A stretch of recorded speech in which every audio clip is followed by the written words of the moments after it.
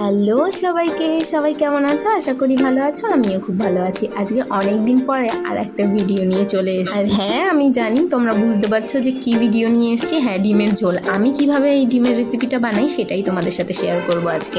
প্রথমে তো আমি ডিমটা সেদ্ধ করে নিয়েছি, আর তার সাথে সাথে আমি কিন্তু টমেটো কুচি, আদা কুচি, পেঁয়াজ কুচি, লঙ্কা, রসুন সব কিন্তু কুচি করে নিয়েছি। আমি কিন্তু এখানে পেস্ট করিনি কিছু।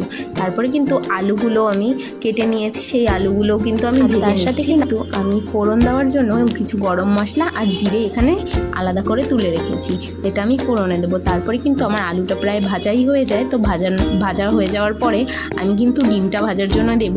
তোমাদের একটা কথা বলে দিই, এটা আমি যতদূর শুনেছি, ডিমটা মানে ভাজার আগে যদি এরকম চাকু দিয়ে ফুটো করা যায় তো এর মধ্যে কিন্তু লবণটাও ভালোভাবে ঢোকে। তেলে ভাজার সময় ফাটার ভয়টাও কম থাকে। অনেক সময় ইনসিডেন্ট ঘটে যে ডিমটা ফেটে যায় ভাজতে গিয়ে, তো সেটাও কিন্তু ফাটার ভয়টা কম থাকে।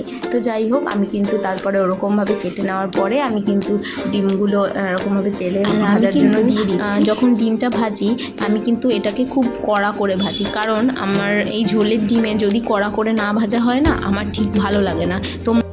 আর তোমরা কারা এরকম ঝোলের ডিম কড়া ভাজা খেতে পছন্দ করো অবশ্যই কমেন্ট করে জানিও। আমার তো একদমই ভালো লাগে না যদি হালকা ভাজা হয়। তো যাই হোক, দেখো বলতে বলতে কিন্তু আমার ডিমটাও ভালোভাবে ভাজা হয়ে গেছে। কিন্তু এই ডিমটা একদমই সিম্পলভাবে বানিয়েছি, কোনো রিচ না, একদম সিম্পল, মানে কোনো সেরকমভাবে মশলা ইউজ আমি করিনি। তো দেখো, তারপরে কিন্তু তেলটা গরম হয়ে যাওয়ার পরে কিন্তু আমি গরম মশলাটা, জিরাটা কিন্তু আমি ফোড়নে দিয়ে দিই। দেওয়ার পরে কিন্তু আমি আস্তে আস্তে সব সবজিগুলো দিয়ে দেবো, যেমন টমেটো, লঙ্কা, এখানে পেঁয়াজ আমি গ্রেট করে রেখেছি।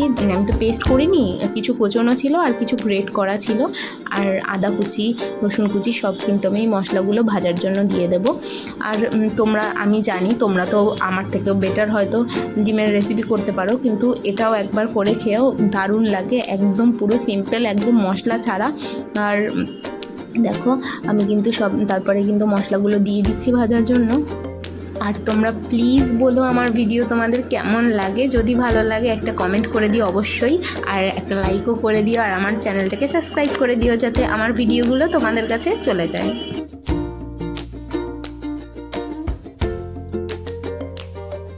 আর এই দেখো, এরপরে কিন্তু আমি এর মধ্যে একটু লবণ দিয়ে দিই, তারপরে কিন্তু একটু হলুদও দিয়ে দিই। দেওয়ার পরে এটাকে কিন্তু ভালোভাবে কষিয়ে নিই যাতে এটার কাঁচা গন্ধটা না বেরোয়।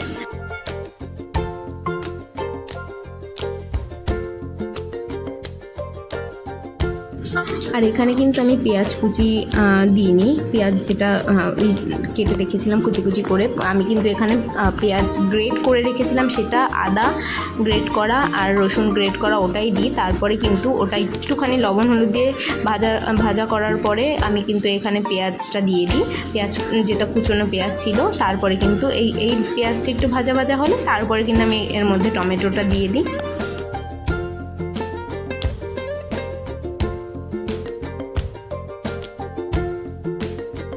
আর এই দেখো, আমার কিন্তু বলতে বলতে টমেটোটাও ভাজা হয়ে গেছে। তারপরে কিন্তু আমি এর মধ্যে জিরের গুঁড়োটা দিয়ে দিই। তারপরে কিন্তু মশলাটা ভাজা ভাজা হয়ে গেলে কিন্তু আমি ওর মধ্যে একটু চিনি দিয়ে দিই যাতে একটু ফ্লেভারটাও সুন্দর হয়। চিনিটা দেওয়ার পরে কিছু সময় নাড়াচাড়া করার পরে তারপরে কিন্তু আমি সেই মশলাটার মধ্যে কিন্তু আমি আলুটা দিয়ে দিই। আলুটা দিয়ে কিছু সময় কষিয়ে নিয়ে তারপরে কিন্তু আমি এতে জল দিয়ে দিই। জল দিয়ে আমি কিছু সময় এটাকে ফোটাই। ফোটানোর পরে কিন্তু আমি এর মধ্যে ডিমটাও অ্যাড করে দিই। তো আজকে এতটুকুই ভিডিও। তোমাদের যদি এই রেসিপিটা ভালো লাগে অবশ্যই কমেন্ট করে জানিও, আর তোমরা কিন্তু বাড়িতে এরকমভাবে ট্রাই করতে পারো। আশা করি তোমাদের সবার ভালো লাগবে।